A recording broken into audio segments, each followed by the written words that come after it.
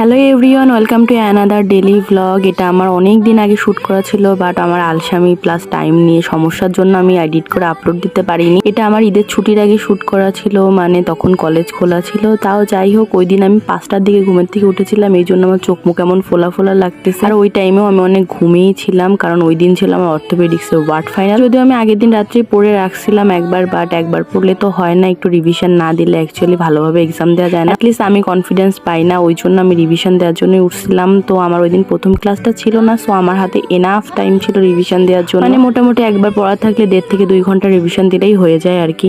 Revision complete হওয়ার পর আমার কাছে অনেক সময় ছিল, এই জন্য ভাবলাম ফ্রি টাইমে কি করব, শাওয়ারটা নিয়েই নিই, তাহলে কলেজ থেকে এসে আর প্যারা থাকবে না। শাওয়ার নেওয়ার পরে আমার পাখিদের খুঁজতে বেরিয়েছিলাম। এরা 2জন আমার সাথে ঘুমের থেকে উঠে তাদের মতো দৌড়াদৌড়ি করে তাদের 2জনকে বারান্দা থেকে রেস্কিউ করার পরে আমি অ্যাকচুয়ালি খেতে দিতে চাচ্ছিলাম, কারণ ওরা সারাদিন এত ঘোরাঘুরি করে, একা একা খেতেই চায় না, এই জন্য ওদেরকে ধরে একরকম জোর করে খেতে দেয় আর কি। তো এই তো তাদেরকে খেতে দেওয়ার পরে আমি চলে গিয়েছিলাম আমার মর্নিং ড্রিঙ্কটা খেতে, কারণ আমাকে কলেজেও যেতে হবে। আর যতই লেট করে ক্লাস হোক না কেন, আমি আরো লেট করে আলসেমি করে যেতে প্রায় দেরি হয়ে যায়। ওই দিন আমার এক্সাম ছিল, আর এক্সামের দিন সকালবেলা আমি বাসা থেকে ন্যাচারালি ভাত খেয়ে যাই। আমার মায়ে আমাকে খাইয়ে দিচ্ছিল, অন্যদিন আমি সকালে ভাত খাই না, আমার খেতে ইচ্ছা করে না, বাট এক্সামের দিন ব্রেনে গ্লুকোজ সাপ্লাই থাকাটা ইম্পর্টেন্ট, এই জন্য খাই। তো যাই হোক, অনেক স্ট্রাগল করে তামঝাম করে এই যে আমি বেরোয় গেছি। আর ওই দিন আমার মা আমার সাথে যাচ্ছিল। আসলে আমার পরীক্ষার দিন কেন জানি না ভয় লাগে, আমি যতই বড় হয়ে যাই না কেন পরীক্ষার ভয় আমার কোনোদিনও যায় না। তো আমি পরীক্ষার সময় মাকে সাথে করে নিয়েই কলেজে যাই, এতে আমি মনে একটু সাহস পাই। তো ওই দিনও তাই গিয়েছিলাম আর কি। তো যাওয়ার পরে এই যে প্রথম ক্লাসটা করলাম, আমাদের অ্যাকচুয়ালি প্রথম লেকচারটা হওয়ার পর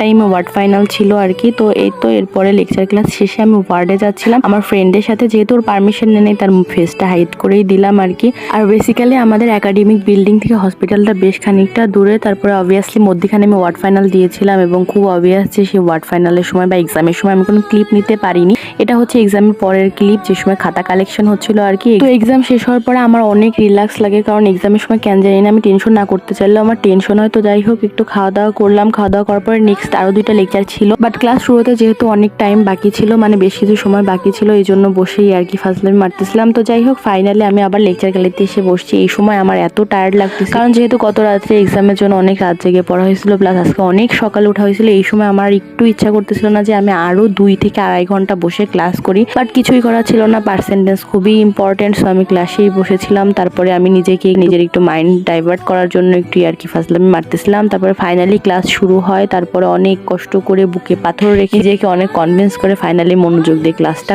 করি। অ্যান্ড ক্লাস শেষে এই যে আমি বাসায় চলে আসছি। আসলে খুলনাতে এমন গরম পড়ছে, মানে আধা ঘন্টাও রাস্তায় থাকলে মনে হচ্ছে কি এখনই পুরো ঝলসে যাবো একদম। যেহেতু ওই দিন সকাল থেকেই মা আমার সাথে কলেজে ছিল, এই জন্য আমার মার কাজেরও অনেক দেরি হয়ে গিয়েছিল। তো মা প্রথমেই কাসুন্দিগুলো বোতলে পড়তেছিল, এগুলো অনেকদিন ধরে বাইরে ছিল, বোতলে ভরা দরকার ছিল। তো আমার মা আমাকে একটু ডেকেছিল হেল্প করার জন্য, কারণ মা আর একা পারতেছিল না। তো তেমন হেল্প তো আমি পারবো না করতে, আর আমি পারিও না সেভাবে কাজ করতে। ওই বোতলে ভরতে বা বোতলের মোটগুলো আটকাতে একটু সাহায্য করতেছিলাম। আর কাসুন্দির যা ঝাঁজ হয়েছিল কি আর বলবো। তারপরে এরপর আমার পাখির খাঁচাগুলো আমি ক্লিন করতেছিলাম আর কি, ক্লিন করে তাদের সবার খাবার জায়গায় লাগিয়ে দিচ্ছি। আর এই যে আমার বাজুরিকা, আমার কাছে বাজুরিকাও আছে, আর তারা দুজনে মিলে 4টা ডিম দিয়েছে। এরা আগেও ডিম দিয়েছিল, বাট বাচ্চা তুলেনি, বাট এবার আমি খুব আশাবাদী এবার বাচ্চা তুলে কিনা দেখার জন্য। তো কাজগুলো শেষ করে আমি লাঞ্চ করেছিলাম, লাঞ্চ করে ঘুমিয়ে গিয়েছিলাম। সামহাও আমি লাঞ্চের ক্লিপটা নিতে ভুলে গিয়েছিলাম। আর ছোটবেলা থেকে লাঞ্চের পরে ঘুমানো আমার অভ্যাস, না ঘুমাইলে আমার পুরো মাথা পাগল লাগে আর কি। তো ঘুমের থেকে উঠে দেখতেছিলাম যে আমার ফেসে অনেকগুলা পিম্পল হয়েছে। আমার যেহেতু অনেক সেন্সিটিভ অ্যান্ড অয়েলি স্কিন, এই জন্য আমার মাঝে সাথে পিম্পল হয়। তো কি আর করবো, এটা আমাকে মেনে নিতেই হবে। এরপরে দেখি যে মা আমাকে আইসক্রিম দিয়ে গেছে, মা আইসক্রিম বানিয়েছিল আর কি। তো আইসক্রিমটা খেলাম, খাওয়ার পরে আমি এই যে আইস নিয়ে বসে গেছিলাম। আমি রিসেন্টলি আইসের মোলটা কিনেছি, কারণ আমি নেটে দেখতেছিলাম যে আইস রাব করলে নাকি পিম্পলের জন্য অনেক হেল্প হয়। আমি জানি না এটা সত্যি আমি কোনো উপকার পাবো কিনা, তাও ট্রাই তো করতেই পারি। আমার পিম্পলের জন্য আমি জানি না দুনিয়ায়